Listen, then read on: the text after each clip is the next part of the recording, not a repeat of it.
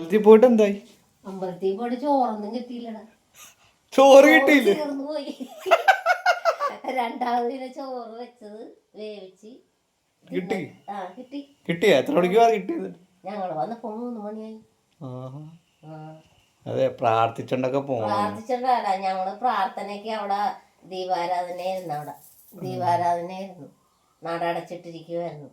അപ്പൊ ഞങ്ങളെ നാളുകൾക്ക് ശേഷം പിന്നെ ഉഴുന്നുവട. അത് ഞാൻ തിന്നാനും നിനക്കൊന്നുമില്ലല്ലോ എന്നോർത്ത് ചെയ്തതാണ്. അരി ഉഴുന്ന് അരക്കാനിട്ടായിരുന്നു. അരി ഉഴുന്ന്. അപ്പൊ അതിന്ന് വാരി എടുത്തതാണ്. പെട്ടെന്ന് ഉണ്ടാക്കും. ചായ കൊറേ ഉണ്ടല്ലോ. കൊറേയൊന്നുമില്ല. കൈ പൊള്ളിക്ക്. കൊറേയൊന്നുമില്ല. കരിഞ്ഞു പോയ? കരിഞ്ഞൊന്നും പോയില്ല. മൊരിയുണ്ട്. അതും വേഗണ്ട്. എന്നാ ചായ എടുക്കും. അപ്പൊ എന്നിട്ട് ചോറ് കിട്ടി. 10 മിനിറ്റ് എനിക്കെന്ന് പറഞ്ഞു. ഞങ്ങള് നിന്നപ്പോഴത്തേക്ക് അരി കൊണ്ടുവരി. അപ്പൊ അമ്പലത്തിൽ പോയി അവരെ കൊണ്ട് അരി ഇടിപ്പിച്ച് അല്ല, അതിന് മുന്നേ അരി ഇട്ട അവിടെ.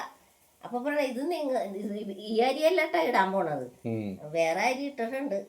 ഇനിയിപ്പോ ഇത് അരി അത് ഇടാൻ അത് വാങ്ങിച്ചു വെച്ചതാണ് അടുത്തത് ഇടാൻ വേണ്ടി.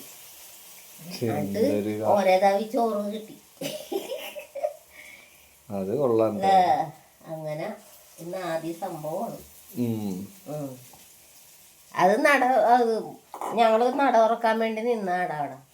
അതിന് മുന്നേ ആൾക്കാരെ കൊണ്ട് ഞങ്ങൾ ഉണ്ണാൻ കേറിയില്ല.